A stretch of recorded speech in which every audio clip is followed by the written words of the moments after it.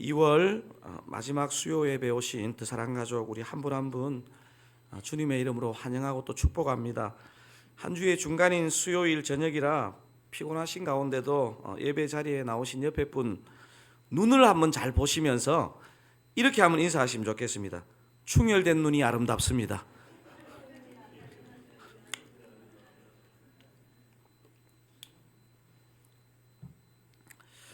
제가 오랜만에 수요 예배 설교에 복귀했습니다.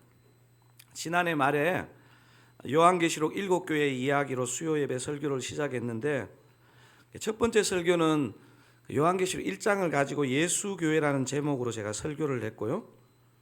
여러분 전혀 기억에 나지 않으시죠? 다른 한 번은 소아시아 7교회 중 첫 번째 교회인 무슨 교회죠? 에베소 교회에 관한 이야기로 하나님은 사랑이심이라 라는 제목으로 설교를 했는데 기억이 안 나도 괜찮습니다. 오늘부터 다시 시작하시면 됩니다. 오늘은 7교회 이야기 세 번째 시간이고 두 번째 교회를 다루려고 합니다. 하나님께서 오늘 우리에게 주시는 하나님의 말씀은 요한계시록 2장 8절에서 11절까지입니다. 4절인데요. 요한계시록 2장 다 찾으시면 제가 8절, 여러분이 9절, 그래서 11절까지 읽겠습니다. 제가 먼저 8절을 읽겠습니다.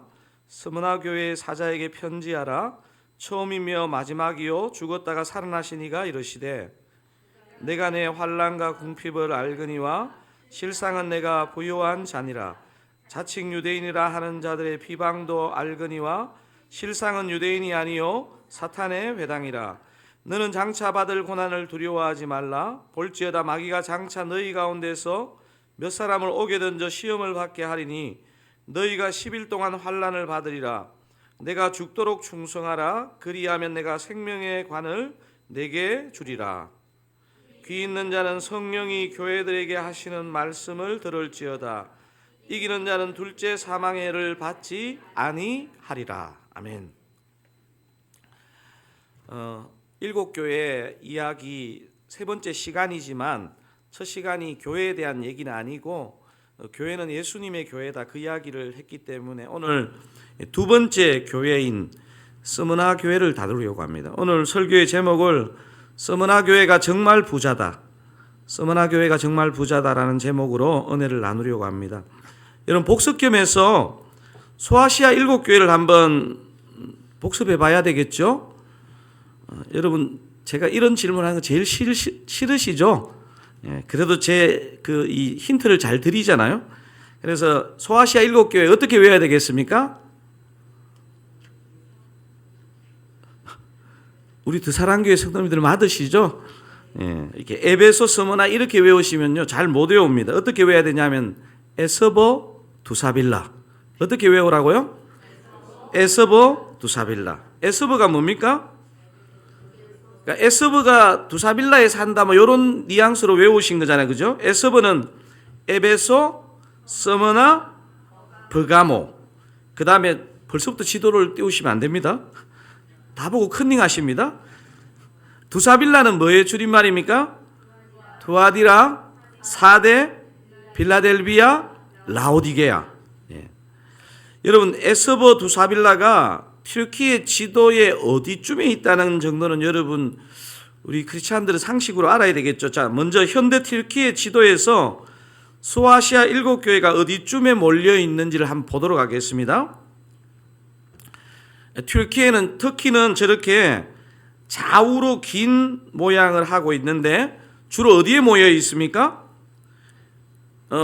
터키 제일 좌측에 서쪽에 저기서 더 나가면 이제 지중해입니다. 지중해 거기에 몰려 있습니다. 자, 저렇게 보니까 뭐 도시가 정확하게 안 보이니까 자 7교회가 있는 그 도시 지역만 한번 모아봤습니다. 한번 보실까요?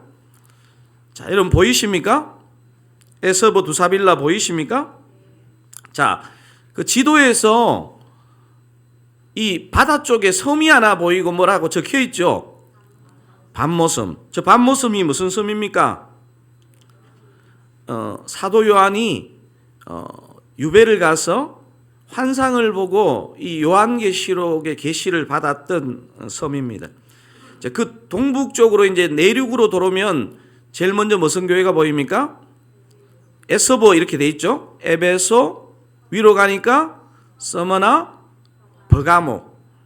자, 그 다음에 이제 거기 버가모가 제일 위에 쪽이고, 이제 동남으로 내려오면서 두사빌라가 있죠. 어떻게 되어 있습니까? 두아디라, 사데, 빌라델비아, 라오디게아 교회. 오늘은 이 7교회 중에서 두 번째 교회, 무슨 교회요? 서머나 교회를 살펴보려고 합니다. 우리 교회 이름이 뭐죠? 드사랑교회입니다.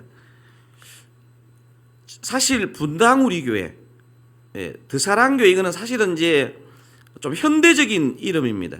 성경에 나오는 대부분의 교회들은요, 그 도시, 지역의 이름을 따서 교회 이름을 보통 지었습니다. 그러니까 근데 이 한국이나 제가 미국에서 사역할 때도 이렇게 지역을 다녀보면요, 웬만한 큰 도시에 가면 항상 교회 이름 중에 있는 교회가 두 교회가, 오늘 7교회 중에서 두 교회가 있거든요. 어느 교회하고 어느 교회가 제일 많이 있을까요?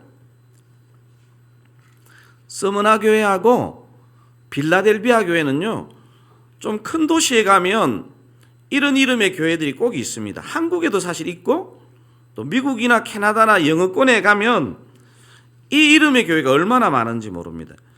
여러분, 왜 이 소아시아 7교회 가운데 서머나 교회, 빌라델비아 교회를 특별히 이름으로 많이 교회 이름으로 차용할까요?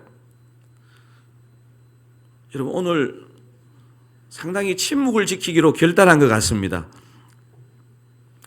다른 교회들은 칭찬과 책망을 같이 듣거나, 라오디게아 교회 같은 경우는 칭찬은 없고 책망만 나타나는데 반해서 이 서머나와 빌라델비아 교회는 어떻습니까?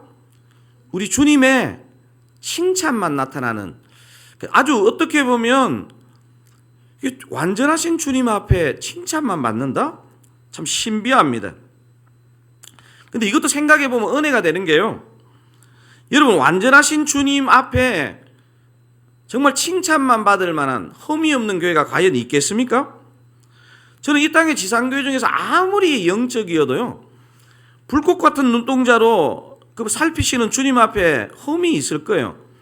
이게 그런데 굉장히 은혜가 되는 게요, 우리 주님은요, 완전하신 주님이지만 어지간하면 좋은 점을 보시는 주님이라는 겁니다. 사실 서머나 교회나 빌라델비아 교회도 주님이 보실 때 분명히 흠이 있을 건데 너무 귀하게 보이는 거예요. 이 땅에 정말 어려운 형편 가운데 믿음으로 사는 그 모습으로 보인 거죠. 그렇다면 이 이제 서머나 교회, 나중에 이제 또 빌라델비아 교회를 살펴보겠지만, 도대체 서머나 교회가 어떤 교회였길래 주님이 칭찬만 하시고 또 많은 이 땅의 우리 믿음의 후배들이 이 이름을 사모하는 것일까요? 제가 이 설교를 준비하면서 이런 생각을 해봤습니다. 만약에 교회를 개척하는 목사나 개척팀이 역사상 실존했던 그 서머나 교회를 직접 만약에 방문했다면요, 저는 그 개척하려고 하는 목사님이나 개척팀이 만약에 10교회를 개척하려고 했다면요, 이름을 서머나라고 지려고 마음을 먹었다가도 역사상 실존했던 그 서머나 교회를 방문하면요, 제 마음에 9팀은 그 교회 이름을 내려놓을 것 같아요. 한 교회 정도가 그래도 내가 처음부터 받았던 이름이니까 하면서 붙잡지 않을까 하는 생각을 혼자 한번 이 말씀을 이번 주간에 묵상하면서 해봤습니다. 제가 왜 이런 추측을 하느냐 하면요, 역사적인 서머나 교회를 좀 아시면요, 이 이름을 쓴다는 게 쉽지는 않다는 걸 우리가 이해하게 됩니다. 여러분, 그 서머나의 현대 이름의 도시는 뭐냐면요, 이즈미르라고 되어 있습니다. 이즈미르라는 도시는 제가 이렇게 이제 역사책들을 찾아서 이렇게 보니까 지금 현대 터키의 3대 도시입니다. 항구로는 두 번째 큰 항구고, 도시로는 세 번째 큰 도시입니다. 튀르키예에서 제일 큰 도시가 어느 도시일까요? 여러분 나중에 우리 성지순례 가야 되는데 갑자기 눈이 맑아지시네요. 튀르키예의 가장 큰 도시는요 이스탄불이라고 들어보셨죠? 이스탄불. 동로마 서로마가 이렇게 만나는 그 지점에 있었던 도시. 와, 이 도시 진짜 큰 도시예요. 서울 인구가 얼마 정도 되죠? 1000만 정도 이렇게 되잖아요. 이스탄불이 보니까 1500만. 우리 성도님도 스케일이 너무 크셔가지고 안 놀라요. 1500만. 제일 큰 도시고, 두 번째 큰 도시가 지금 터키의 이제 수도로 지정된 곳인데 앙카라라고, 여기가 한 550만 정도.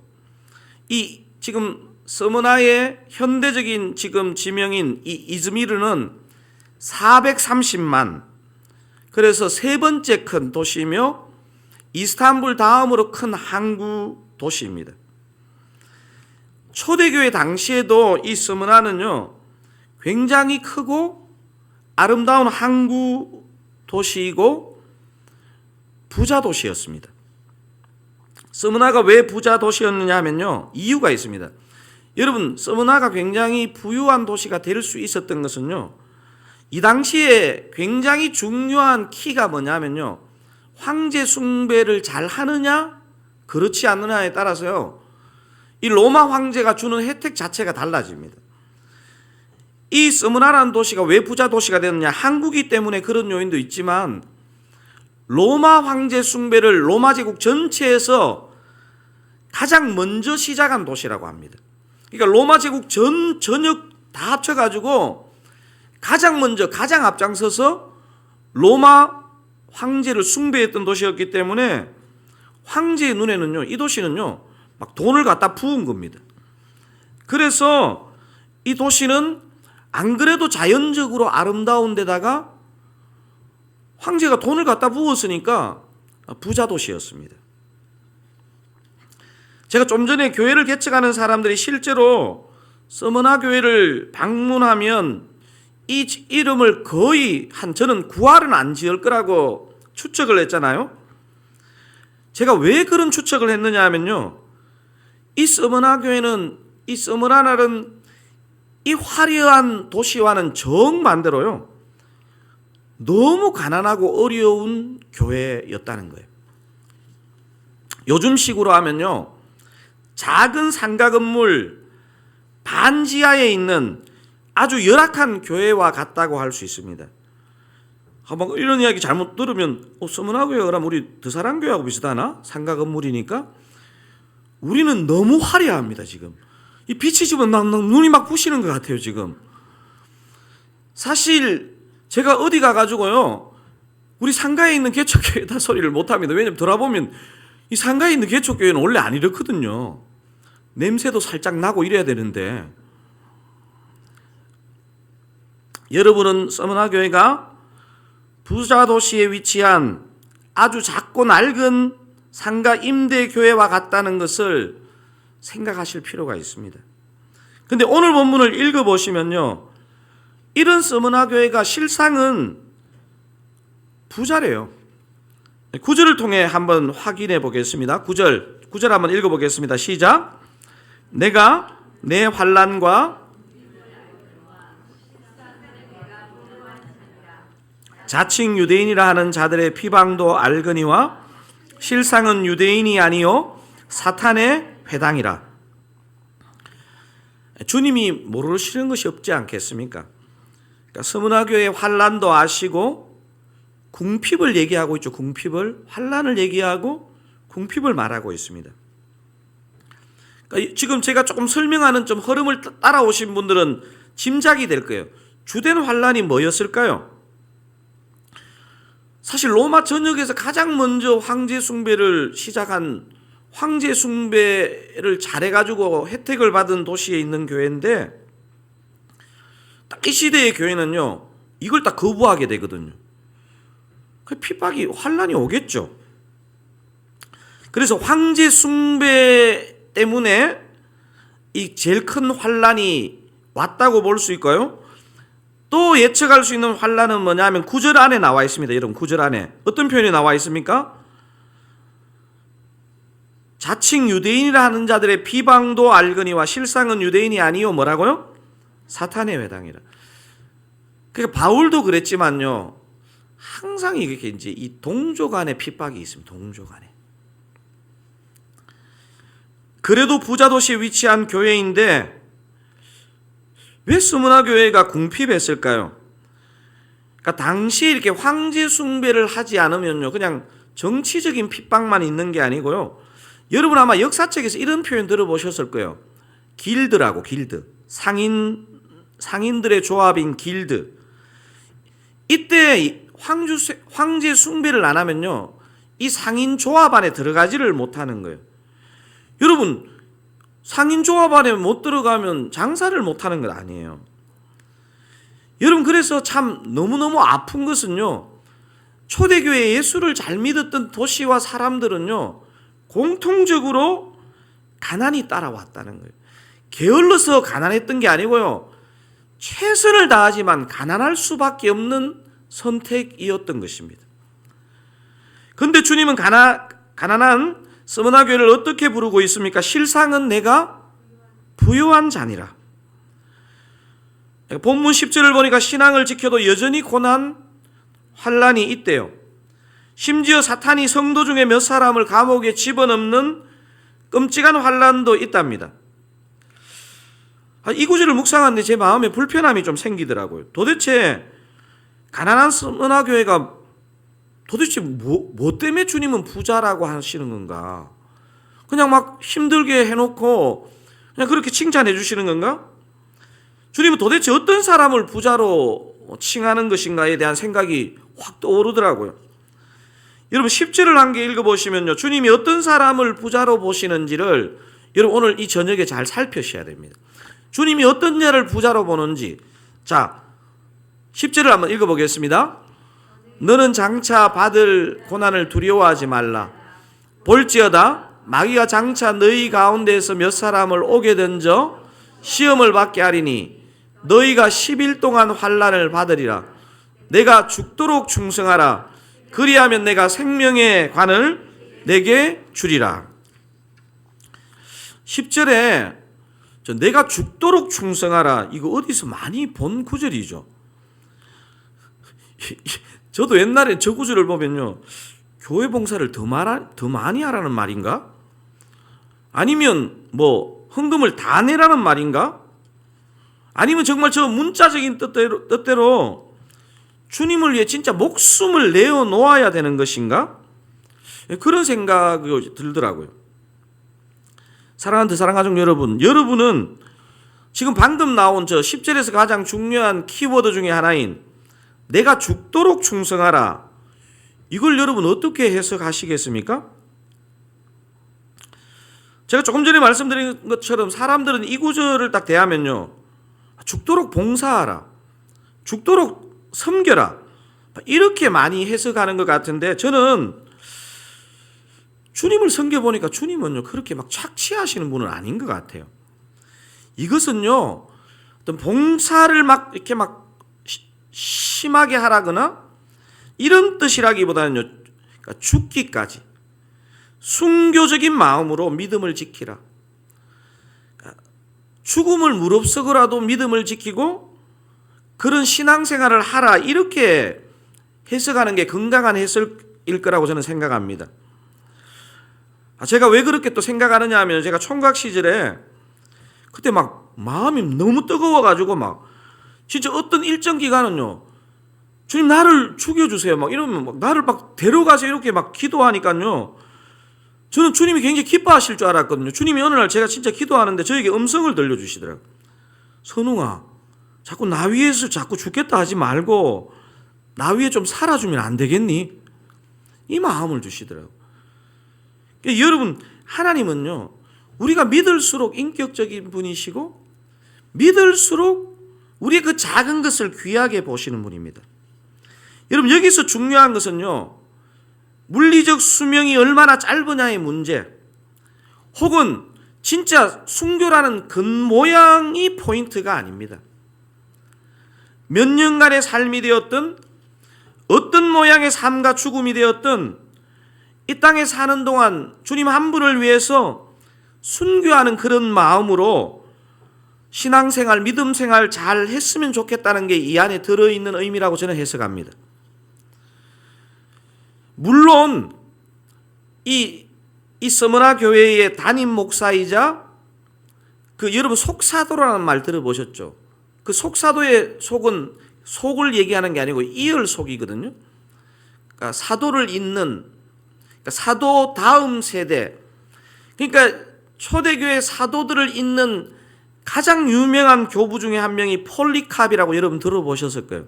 이분이 서머나 교회 담임 목사님이었고 이 지역의 감독이었습니다. 이 폴리캅이 실제로 화형을 당해서 순교를 당하는 일이 벌어집니다. 근데 제가 이 본문을 묵상하는데요, 여러분 정직하게 저나 여러분이나 이 시대에 순교 당하는 거 쉽지 않습니다. 여러분 한국에서 순교 당하는 게 뭐 쉽습니까?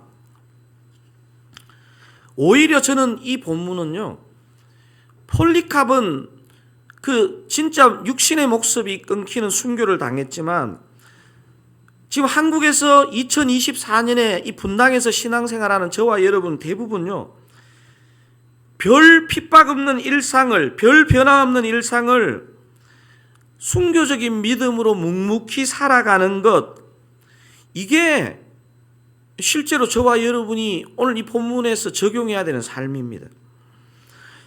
그래서 오늘 이 예배를 드리는 저와 여러분은 거의 변함없는 일상에서 일탈하지 않고 변함없는 믿음으로 하루하루를 잘 차분하게 살아가는 것, 이게 죽도록 충성하라는 것에 우리에게 적용이 될 것이라고 저는 생각됩니다. 하지만요, 별 변화 없는 일상을 묵묵히 살아간다고 해서요, 그냥 변화 없이 살아가는 걸 얘기하는 건 아닙니다. 분명하게 하나의 징표가 있어야 하는데요, 아주 조금씩이지만, 진짜 순교적인 삶을 사는 사람은요, 아주 조금씩이지만 저와 여러분의 삶에 변화, 성화가 이루어져야 한다는 사실입니다. 옛날에 제가 제자훈련하면서도 이런 비슷한 문제를 제가 보면서 여러 차례 좀 다른 각도에서 묵상한 적이 있는데요, 우리가 성화, 변화 이러면요, 대부분 이렇게 제자훈련할 때도 보면요, 적으라 그러면 안 변화된 것 같은데? 이렇게 많이 적습니다. 근데 이게 한 달, 두 달이란 짧은 기간을 놓고 보면요, 이게 변화라고 할 수 있을까 하는 생각이 들지만요, 정직하게 한 1년, 3년, 5년 이렇게 시간을 돌아보면요, 저와 여러분의 삶에 생각보다 많은 변화들이 있다는 것을 감지하게 됩니다. 여러분, 우리가 지금 2024년 이 한국, 이 경기도 분당에서 목숨이 끊기는 순교는 아니지만요, 우리에게 적용해야 될 것은 우리에게 주어진 일상을 그냥 묵묵하게 살아가는 것인데요, 이 성화가 삶의 징표로 나타나야 한다는 것입니다. 나도 느낄 수 있고 나의 가까운 사람도 느낄 수 있는 삶의 변화가 저와 여러분에게 있기를 바랍니다. 때로는 폭풍 같은 변화도 있지만요, 때로는 잔잔한 바람 같은 변화 때문에 3년을 지나고 5년을 지나 보니까 나도 모르게 어느새 우리가 성화가 되어 있고 우리의 인격이 변화되어 있는 그 성화가 나타나는 것, 그것이 오늘 본문에서 말하는 죽도록 충성하라의 그 본질적인 의미라고 저는 해석하고 싶습니다. 이 변화, 이 성화를 절대로요, 영어로 하면 perfect이라고 오해하시면 안 됩니다. 사단은 우리에게 그렇게 송사하거든요. 저와 여러분은 아무리 성화해도요, 완전할 수 없습니다. 우리 주님은 우리에게요, 퍼펙트를 기대하는 게 아니고 mature, 성숙하는 것을 기대합니다. 성숙하는 것. 이게 바로 오늘 본문이 얘기하는 우리 시대에 죽도록 충성하라의 해석과 적용이라고 볼 수 있겠습니다.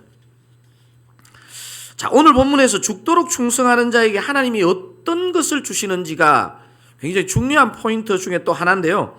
여러분 10절을 다시 한번 읽어보겠습니다. 시작. 너는 장차 받을 고난을 두려워하지 말라. 사람을 옥에 던져 받게 하리니 너희가 10일 동안 환난을 받으리라. 내가 죽도록 충성하라. 그리하면 내가 생명의 관을 내게 주리라. 지금 사도 요한은요, 죽도록 충성하는 자에게 주님께서 뭐를 주신다 합니까? 생명의 관. 이게 아마 예전 버전에서는 생명의 면류관 이렇게 번역했지 않을까 싶은데요. 이게 제가 보니까 참 이 단어가 굉장히 중요한 단어더라고요.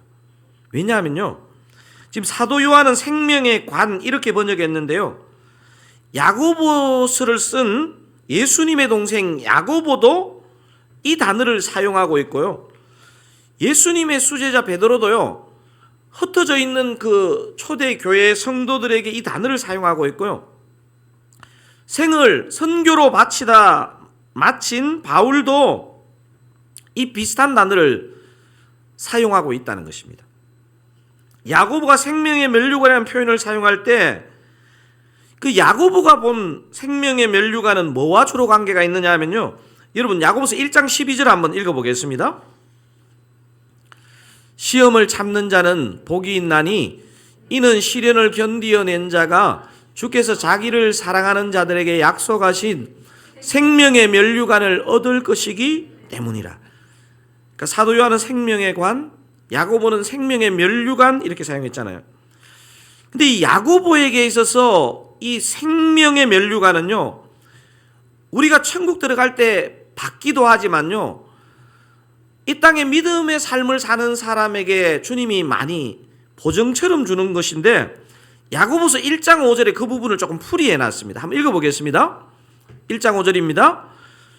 너희 중에 누구든지 지혜가 부족하거든 모든 사람에게 후히 주시고 꾸짖지 아니하시는 하나님께 구하라. 그리하면 주시리라. 지금 큰 글씨로 제가 표시해 놨죠. 어떤 단어에 표시했습니까? 지혜. 그러니까 야고보에게 생명의 면류관은 주로 지혜, 조금 더 풀어서 쓰면 경건한 지혜와 관련이 있습니다. 자, 바울은 디모데후서 4장에서 생명의 면류관을 의의 면류관이라는 표현으로 표현합니다. 그 부분을 한번 확인해 보겠습니다. 디모데후서 4장 7절 8절입니다. 같이 한번 읽어보겠습니다. 나는 선한 싸움을 싸우고 나의 달려갈 길을 마치고 믿음을 지켰으니 이제후로는 나를 위하여 의의 면류관이 예비되었으므로 주 곧 의로우신 재판장이 그날에 내게 주실 것이며 내게만 아니라 주의 나타나심을 사모하는 모든 자에게도 니라. 자, 이제후로는 나를 위하여 무슨 면류관요? 의의 면류관. 그런데 바울 자신에게만 주는 게 아니고 또 누구에게 주신다고요? 다시 한번 띄워주실까요? 주의 나타나심을 사모하는 모든 자, 저와 여러분에게도 주신다는 거예요. 여러분, 의의 면류관은 무엇에 강조점이 있습니까? 의의 면류관. 여러분, 주님의 가장 큰 특징은 의잖아요. 의. 여러분, 로마서의 한 핵심적인 단어 하나는 하나님의 의입니다. 의. 그러니까 주님의 의를 믿는 자에게 주시는 영생을 말할 것입니다. 그 의가 가져다 주는 영생. 자, 베드로는 그의 첫 번째 편지 베드로전서에서 목자장이 나타나실 때 시들지 않는 영광의 면류관을 준다, 이렇게. 베드로는 어떤 단어를 사용했다고요? 영광의 면류관, 영광의 면류관. 사도 요한이 본문에서 얘기하는 이 생명의 관, 생명의 면류관은 그 본문의 내용을 읽어보면 둘째 사망, 곧 영원한 불못에 들어가지 않도록 해주는 면류관이라고 기록되어 있는데, 요한계시록 2장 11절 오늘 마지막 절입니다. 한번 읽어보겠습니다. 귀 있는 자는 성령이 교회들에게 하시는 말씀을 들을지어다. 이기는 자는 둘째 사망의 해를 받지 아니하리라. 자, 이 생명의 관을 받는 사람은 어떤 혜택을 누린다고요? 둘째 사망의 해를 받지 아니하리라. 여러분, 그러니까 이게 다 표현만 좀 다르지 동일한 어떤 본질을 나타낸다는 것을 우리가 느낄 수 있습니다. 그래서 생명의 면류관에는 다른 말로 하면 지혜의 면류관, 그 다음에 영생을 주는 의의 면류관, 시들지 않는, 변치 않는 영광의 면류관, 그리고 둘째 사망, 즉 영원한 불못에 들어가지 않는 면류관이라는 것입니다. 여러분, 이 정도쯤 되면 죽도록 충성할 가치가 있는 것 아닙니까? 어제 오늘도 제가 장례를 치르고 왔는데요. 사실 이게 참 우리가 영적으로 산다 하지만요, 이게 이 땅을 걸어가다 보면요, 막 이게 이 땅의 가치와 주님의 가치가 막 이게 섞여가지고 헷갈려요. 여러분, 저는 이 본문을 묵상하면서요, 뭐 봉사, 막 이런 뭐 헌금 이런 것이 아니라, 이걸 묵상하는데, 진짜 우리 주님은 내가 죽도록 충성할 그런 가치가 있는 분이구나라는 생각이 드는 거예요.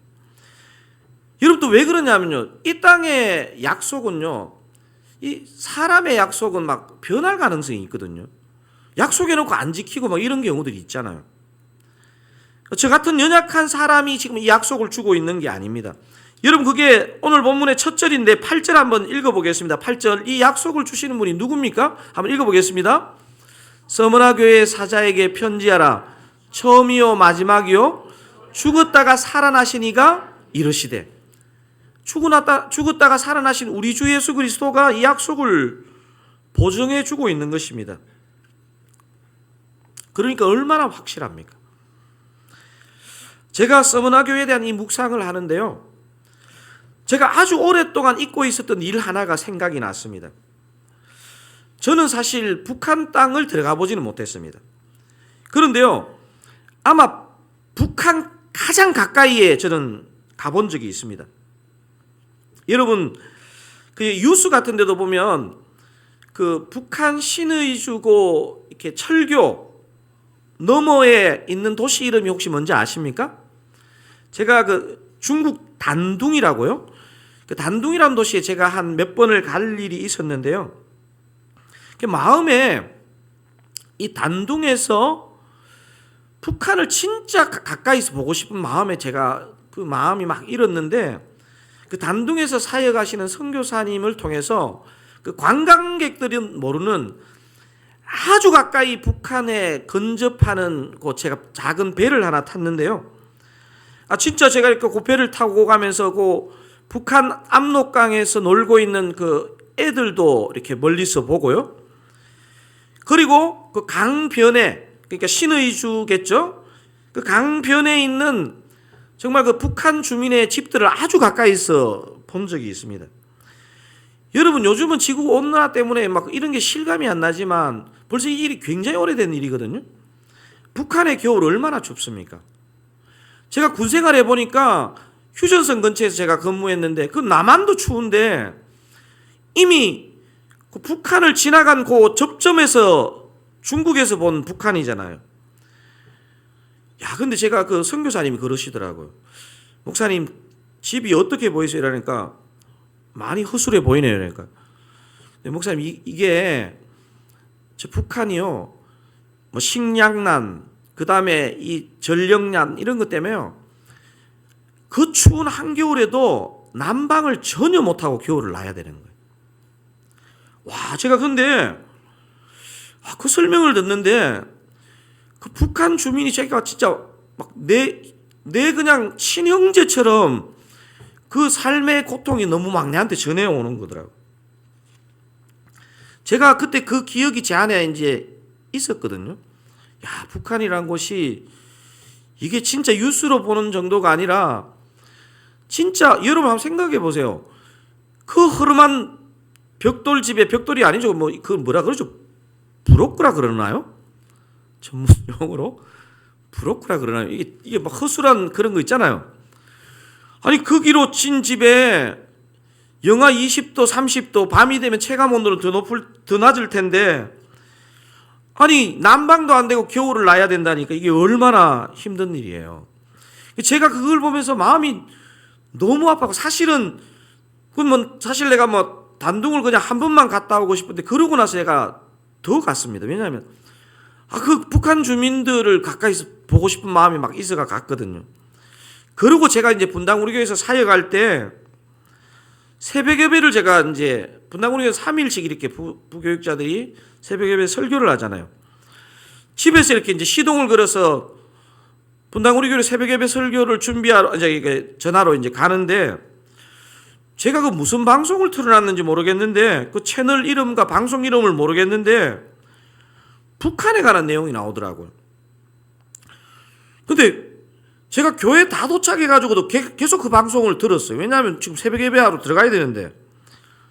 근데 왜 제가 그 방송에 귀가 쏠깃했냐면요. 제가 북한에 대한 내 마음에 막 연민이 너무 큰 마음이 있었는데 이 방송에서 북한을 얘기하는데 이야기를 하는 거예요. 아직도 북한에 북한 교회가 지하 교회가 있다는 거예요. 그리고 분명히 크리스찬들이 있다는 거예요. 와, 제가 그게 막 진짜 제가 새벽 예배만 없었으면요 본당에 안 들어갔을 것 같아요. 막 거기서 그냥 차에서 막 기도가 막 나오더라고요.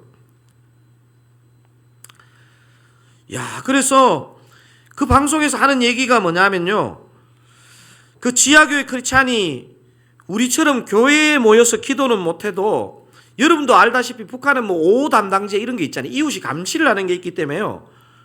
뭐 교회로 모일 수 있는 건 상상도 못하고요. 몇 명도 못 모이는 거예요. 그래서 진짜 크리스찬은 자기 집에서 이불을 덮어 쓰고 개인 예배를 드리고 기도한다는 거예요. 근데 그 방송에서 나오는 그 고백이 제 마음을 확 터뜨렸습니다. 거기서 그 방송에서 뭐라고 나왔느냐 하면 그 북한에 혼자 이불 뒤집어 쓰고 드리는 그 크리스찬이요 이렇게 기도한다는 거예요. 남조선 교회, 미국 교회가 신앙을 잃지 않도록 지켜주옵소서, 이런 기도를 한다는 얘기를 듣는데 와, 제가 이게 너무 마음이 충격이 되더라고요. 여러분, 사실 이 북한의 지하교회 이야기가 오늘 본문에 나오는 이 서문화 교회하고 똑같은 얘기 아닌가요? 그래서 저는 오늘 메시지를 이렇게 정리해 봤습니다. 서문화 교회와 북한 지하교회가 오늘 우리에게 주는 메시지는 이런 메시지입니다. 같이 한번 읽어볼까요? 서문화 교회와 북한 지하교회가 오늘 우리에게 주는 메시지가 뭡니까? 비록 육적인 가난과 어려움이 있어도 영적으로 가난하고 다른 일을 위해 중보하는 자가 주님 앞에는 정말 부자다. 여러분, 근데요, 제가 이제 이 메시지를 준비하고 정직하게 저와 여러분을 이렇게 생각하면서요, 여러분, 저와 여러분이 정말로 신앙생활하는 게 진짜 힘든 거예요. 우리 진짜 긴장을 내야 되는 거예요. 왜냐하면요, 서문화 교회는 진짜 물리적으로 가난했거든요. 여러분도 아시는 것처럼 북한 교회는, 북한 지하 교회는 제가 아까 말했지만요, 그 선교사님 그러더라고요. 목사님, 그래도 저 국경에 있어서 중국에 온 관광객들이 보기 때문에 그래도 집을 더 잘 지어놓은 겁니다. 그러더라고요. 그러니까 평균 북한 주민들은 훨씬 허술한 상황에서 난방도 안 되게 사는 거예요. 여러분, 그런데요, 저와 여러분은 육적으로 편안하고 뭐 여기 서문화 뭐 북한하고 비교할 수 없이 부유한 환경에 살고 있지 않습니까? 여러분, 그래서 저와 여러분이 영적으로 가난하기가 쉽지 않을 수 있는 것입니다. 그래서 더 마음이 저는 간절해지더라. 우리의 육적인 환경이 지금보다 더 편안하고 부유해져도 오늘 본문에 나오는 서문화 교회처럼 남조선 교회와 미국 교회를 위해 중보하는 북한 지하 교회 성도들처럼 영적으로 더 가난함으로 주님으로부터 내가 정말 부자다 하는 이 음성을 듣는 저와 여러분이 되시면 좋겠습니다.